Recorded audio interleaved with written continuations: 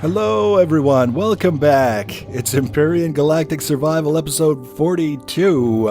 I'm Enigmaeus and today we are continuing, or starting I should say, our next capital ship build. Before we can do that, we have to expand the deck on top of our base. We're not necessarily looking to add interior space to our base. We've got more than we can use right now, but we need more space up top to accommodate the size of the ship that we're planning on building. Now, the first stage in that is building the columns up from the bottom of the lake to the top, to the level where the deck will be, and then we can put the deck in place, and from there it should be fairly easy. And the thing that I've learned, and this might seem like tremendous common sense, is that it's much easier if you start at the bottom and build up, as opposed to starting at the top and building part way down and then starting at the bottom and building part way up. It's just a thing. Start at the bottom and build up. For destruction and mining, it started at the top and work down. For creating, it's bottom and work up.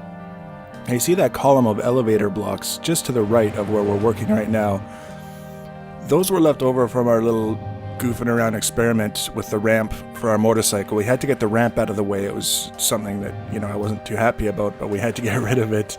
In order to make this thing work, we kind of have to be able to get up and down out of the water, because if you happen to fall off, if something goes kind of weird, you never know when you might find yourself in the water underneath the base, and it's a pretty long swim from the farthest reaches of the deck all the way back to the main door on the shore of the lake. So we've got this column of elevator blocks that was actually the thing that kind of reminded me that we would be able to expand the deck to make it more useful. You can see there's a plant in the way, and I think you can remove those with a chainsaw, but I don't carry a chainsaw. So I learned a little while ago that you can use your weapons to clear those out of the way.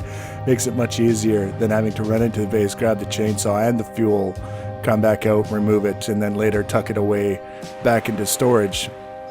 And you can see we're basically just building the columns, getting the columns anchored in the ground. Very important. Sometimes they'll look like they're in the ground when they're just on the ground. Very important. They have to be anchored in the ground. And then you build the column up and then connect all the columns on top. And once they're connected on top, then you can go down and remove the temporary blocks you put underneath just to space everything out and keep them connected to the base. And then from there, it's a very simple and straightforward matter of putting the deck blocks into place, and it's all concrete, so it's pretty cheap to build. This is the idea that I had for making the area under the deck a little more useful, and that is we're going to make just a little room, barely large enough to hold an oxygen station, a cargo container, and a fridge. And what that means is that we'll have access to these things, which are pretty important for the ongoing use of your character to restore oxygen, restore food, and store building materials that are too numerous to carry around in your inventory practically. So we're just adding it to that column of blocks for the elevator so that we can get down from the deck to this little room, and also, again, from the water all the way up to the top, or we can go from the water up to get oxygen.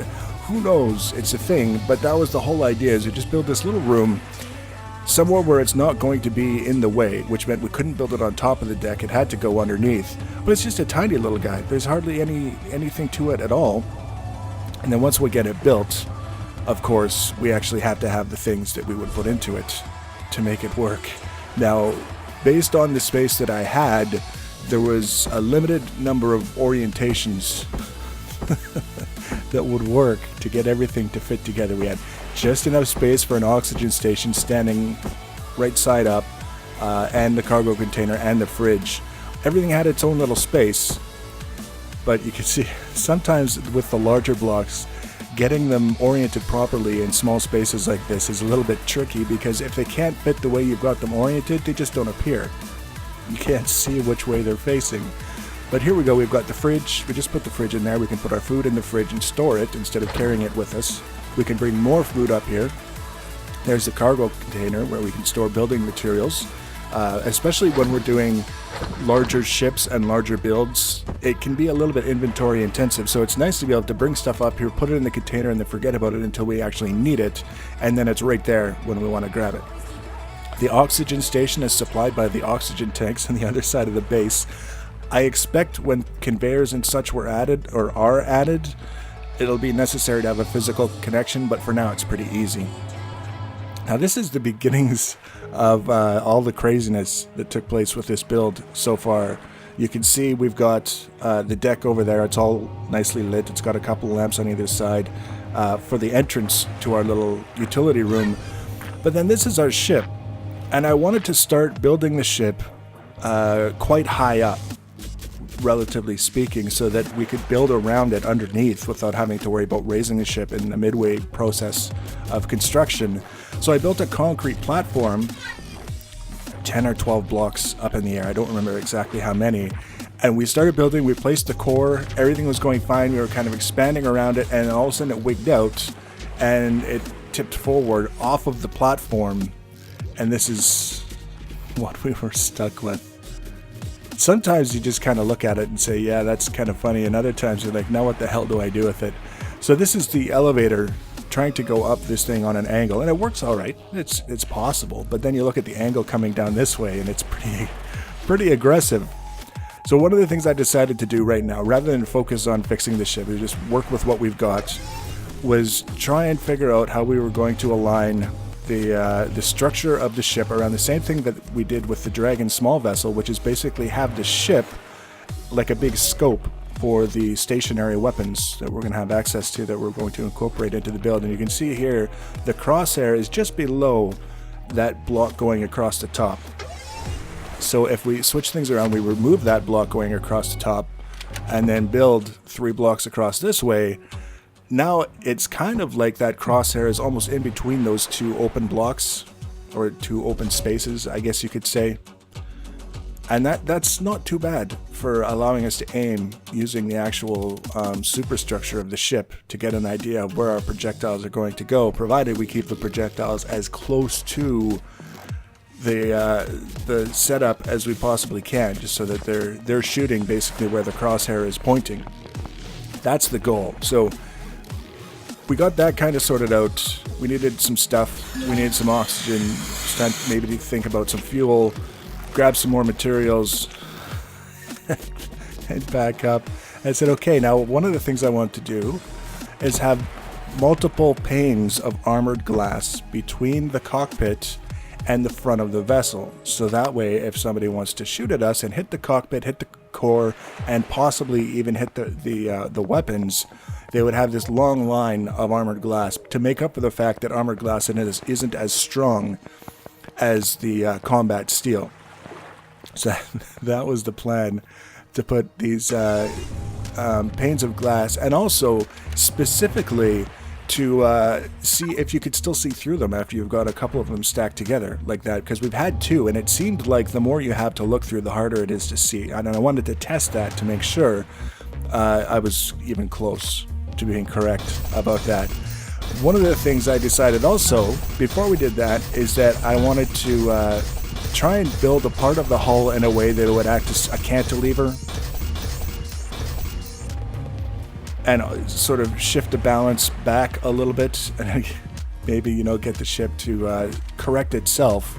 So we put a little temporary leg, so that if it does come down, it'll be level instead of just tilting it in a different direction. And then to start adding all of these blocks so that we get a little bit of extra weight in the opposite direction from where it's currently, placed, all the pivots and all the things like that. You get what I'm saying. The whole idea was pretty simple and straightforward. We place the blocks, we're placing them as hardened steel blocks, and then we upgrade them to combat steel. It's just, I mentioned that previously, it's easier to work with them that way. If you have to remove a hardened steel block, you only have to shoot it once with the multi-tool. If you have to remove a combat steel block, you have to shoot it 3 times. And it's almost instant to upgrade it. So it's just a little bit of convenience to do it this way, even though it might not seem like it. And we're going to be keeping these blocks as part of the hull anyways. So it's not like I'm wasting time building a temporary structure just trying to get the ship to tilt backwards. I was kind of like, well, we're going to be using it, and I would prefer to have this whole thing set up with the ship sitting flat anyways, because this whole sloped nonsense was kind of a pain in the ass. So we got the one deck sorted out, and it wasn't going to tip. And sometimes all it takes is the right kind of block update, and all of a sudden it'll move. So it continued onwards, deck by deck, until we just kind of got the impression that it wasn't going to do what we needed it to do, or wanted it to do, I guess you could say. It's a want at this stage, it's a need later on. So I'm like, okay, let's put the glass in place. Let's put all these stacked panes of glass and see if we can actually see through them. By the time daylight comes, we'll kind of take a look through it and make sure that we'll actually get some use out of them as glass instead of something else that just you can't see through. So we put everything in place. I widened, you might notice, the opening, and what is actually going to happen is those panes of glass on either side, you're going to be able to see the backs of the guns. So if the guns get destroyed somehow, you'll see it. But watch what happens. There's the block update. There it goes. It almost went over the edge. The block update that we were waiting for to help us, potentially right the ship and sort of tilt backwards onto that little leg that we made, ended up somehow flipping it over on its side, almost off the platform. If it had gone off the platform, I wouldn't have had much choice, I think, except to reload. Which would have been a damn tragedy because I hadn't saved the game recently. I kind of forget, for whatever, with this game, to save it when I'm in the middle of doing something. At this point, we've kind of exceeded the limits of what we can expect to do in terms of building with the ship on its side. We have to invest some time to correct the ship now, in order to allow us to continue with the build in a way that's productive and not just a frustrating waste of time. So starting off with just normal capital vessel thrusters. That's basically what they're called, is the normal capital vessel thrusters. And I'm not looking to add a ton. I'm not looking for maneuverability. I'm not looking for performance. We're literally just looking for enough thrust to right the ship, get it back up, right side up. We can continue the build. And then, of course, every unicorn needs a horn. I don't know, it just seemed like a good idea at the time. And then we need, obviously, in addition to the thrusters, we need a generator and a fuel tank. And these are actually things that I had found in containers in some of our adventures, and they happen to be suitable or allowed in capital vessels or bases, but they're painfully undersuited to fueling or providing enough power for a capital vessel to do anything at all. It's this puny, stupid little generator and its puny, stupid little fuel tank.